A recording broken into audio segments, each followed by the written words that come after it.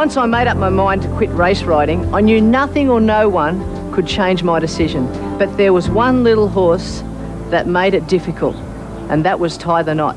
From the first time I rode him in a Randwick maiden in July, I knew he was something special. Tie the Knot is getting an inside run if good enough as they top the hill. Stylish bound immediately under pressure, tackled by Tie the Knot on the inside. Grey Marger is on the outside. Tie the Knot went right through on the fence to hit the lead as they come to the 150. Tie the Knot drew clear of Grey Marger and Stylish bound, and Tie the Knot is careering away in the... This horse when you first started to train? Well, he's a sort of horse naturally. His pedigree, before he even arrived here, you know, you'd be looking forward to getting him. And when we saw him, he's such a magnificent type. Our hopes were reasonably high then. And then, of course, he showed that he had a great constitution in the stable. He's a tremendous eater, always a character early. And then once he started to show speed, we thought, hello, what have we got here? Tie the Knot's first win was full of authority, but he still had so much to learn. With Guy's support, my job was to educate him to stay. Now he knows how to switch off in a race, but more importantly, he can switch back on quicker than most. Greenback's in front, but here's Tie the Knot. Tie the Knot in the red with the white cap has exploded out of the pack. He went past Greenbacks in one stride. Irish Air's right out in the middle of the track. He's getting home strongly. Tie the Knot in front. Irish Air gets into second place, but Tie the Knot is a mile too good and wins the gloaming brilliantly. Very competitive horse when asked for it, you know, when asked for his effort, as obviously his record shows. But he can be very, very relaxed to the point of being lazy. And he's got more so with age, particularly in his track work. He just does just what he has to. And as you point out, I think he's got a great will to win, but he only does what he has to do. And you can't ever see him winning races by a big margin. I can't. He's only just going to get there. As long as he gets there, Darryl. As long as you win, that's all that matters, doesn't it? My word, yeah. In my mind, Tie the Knot proved himself worthy of his top shelf billing in last year's Spring Champion Stakes. Grey Prince in front, Tie the Knot knuckling down, is charging. Tie the Knot is going a shade the better, and Tie the Knot got up to win the Spring Champion Stakes in a thrilling finish. He's by Nassapur, which means he's bred for ground and will get better with age. He actually reminds me a lot of Saintly, and like the champ, I reckon Tie the Knot can win a Melbourne Cup as a 4-year-old. Never had a run in the Melbourne Cup, Darren. Closest I got was a horse called Centos a few years ago. He got beaten a couple of heads in the Dalgety, but I never had a runner. Love to have a runner in the Melbourne Cup. Love him to be in the Melbourne Cup. So are the owners, but it's a long way off. Last season, Tie the Knot graduated from maiden to Group 1 level with relative ease, and there's no doubt he should already be a Derby winner. I'm adamant only Flemington's track bias robbed him of that title. The Bolter, Second Coming a length in front. Tie the Knot wearing away, but Second Coming's got him beat.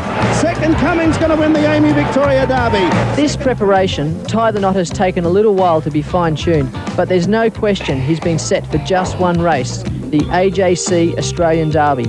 Anything else, like the Rosehill Guineas, has just been a bonus. Tie the Knot on the extreme outside is starting to run on well, but Tycoon Lil is a mile in front past the 200, led by about 4 lengths on Tie the Knot, getting to second, and Simonet running a mighty race. Tycoon Lil is feeling the pinch. Here's Tie the Knot. He's got the filly. Tie the Knot swoops on Tycoon Lil.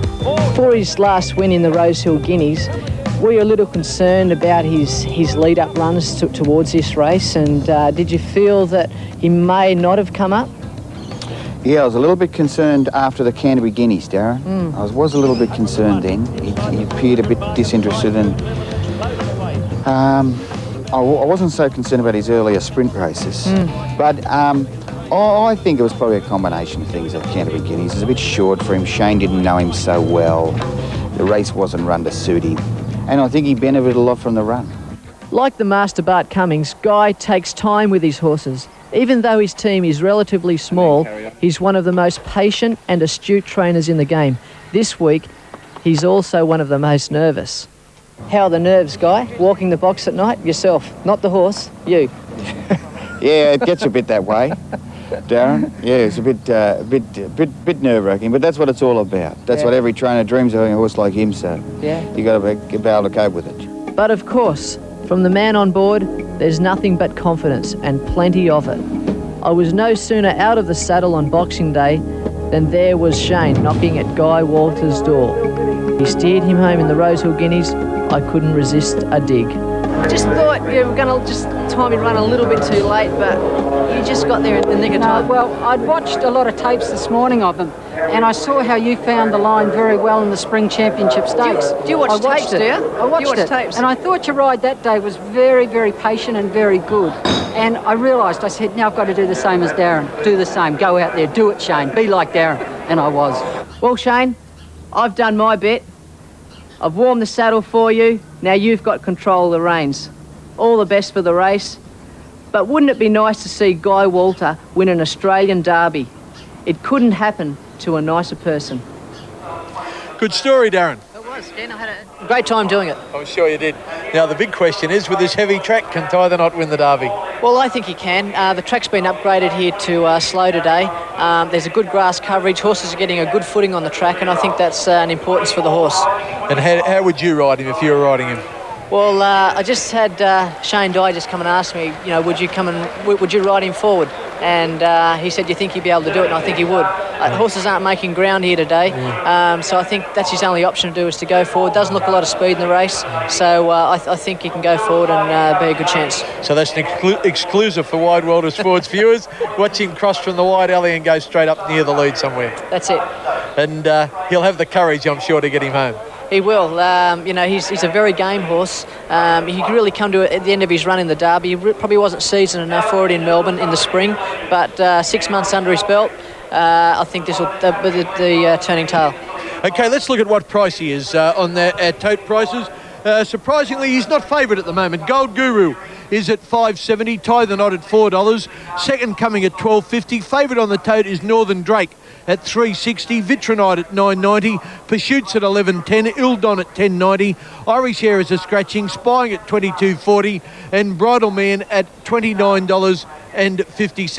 Avastar $69.20, and Pescadero, another roughie, at $61.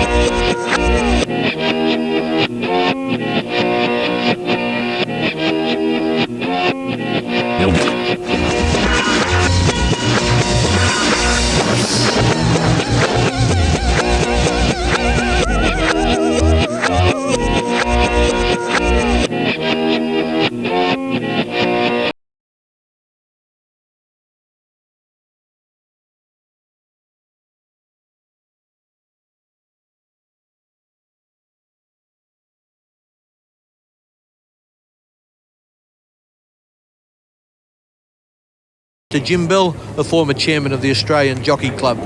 Simon O'Donnell, anything catch your eye? Yeah, I'm Simon mentioned it briefly. Done that from the Maxi Lee's stable. He's in a bit of form, and Shane Dye on board. I thought she looked particularly well, and I couldn't question what Simon has said about graphics and techniques. They both look particularly well. Yeah, graphics has got 58.5. She's a daughter of Sir Lawrence. Sir Lawrence had the Golden Slipper favourite last week, Laurie's Lottery. And she's out of a mare by Crown Jester, Paint Dress. What's that one trying to go forward there now? I think it's My Hello Broke. Saddlecloth number 3, Stephen King has picked up the mount on her. She's not hopeless either. She's at big odds on the tote, $15, and she's run some good races against some good company. Just nosed out by El Mansur in the Sir Brian Crowley Stakes back here in the spring. If she reproduced that performance, I think she'd go right over the top of these. Right, finally they've got her in. They do a good job, these barrier boys. Just takes now for Stephen King to mount. The starter will mount that stand in front of the stalls, and they'll be on their way. Okay, the race 3, the PJ Bell Handicap, a listed race for 3-year-old fillies.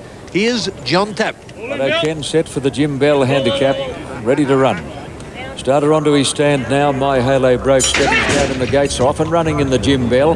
My Halo Broke and Techniques are away quickly over Snow Beauty, followed by Part 2. Quickly into stride is Owner's Delight. Techniques not too far away. Done that is getting through into a handy posse, followed closely by Flickering Fire, Yellow Star. Graphics a little worse than midfield on settling down, then leg by. A good way back is Venticello, and dropping out last Chanceurs. Over the crossing now, My Halo Broke on the outside and Snow Beauty are going together. Techniques in third place in the white colours with the green cap is out very wide. Even wider is Bruschetta. Part 2 between horses on the fence, Flickering Fire. Then Owner's Delight, followed by Yellow Star. Done that is awkwardly placed coming around the turn, back with her Graphics. Then Chanceurs, Venticello, and leg by as last as they turn. Into the straight, My Halo Broke, Snow Beauty, Flickering Fire getting up on the fence. Techniques is chiming in on the outside, followed by Part 2 and Bruschetta. To the 200, Flickering Fire hit the front. Flickering Fire drew clear of Snow Beauty. Techniques, Yellow Star running on. Flickering Fire clear with 100 to go. Techniques in second place, trying hard. Owner's Delight thundering down the outside, but Flickering Fire holding them at bay. Flickering Fire just in front. Yellow Star lunged. Oh, right on the line, there's little in it. Flickering Fire and Yellow Star put in a mighty lunge and was in front, one stride past the post. Owner's Delight third, then Techniques, Venticello. Done that, never got into it. Followed by Part 2, Snow Beauty, then leg by. Graphics never in the race. A long way back, My Halo Broken, Bruschetta and Chanceurs pulled up with the tail enders. As you heard John Tapp say, Yellow Star was in front, one stride past the post, but I think you'll find when they hit the line that Flickering Fire, ridden by Jimmy Byrne from Brisbane, has just held her off. That's Flickering Fire in the green with the yellow cap, and diving through in the orange colours is Yellow Star. No, she never got there. And Flickering Fire at big odds on the tote. There she is. She shot away. Yellow Star along the inside is chasing her. The others, Techniques, has had enough out in the centre of the track. And widest of all in the white cap is Owner's Delight in the colours of Nassau Lutar. And she's come home to run third. But the numbers are now official, and they are 7, 8 and 17. Flickering Fire first, Yellow Star second. There's the photo finish print. And Owner's Delight, who's not in that print, came down the outside for Kevin Moses. The dividends are 7 Flickering Fire, $25.20 and $6.40. One for the bookies there. 8 Yellow Star at $2.30, and 17 Owner's Delight has paid $13 exactly. Okay, as Flickering Fire comes back to scale, we'll take the opportunity to take another break before we come back with more on the Wide World of Sports.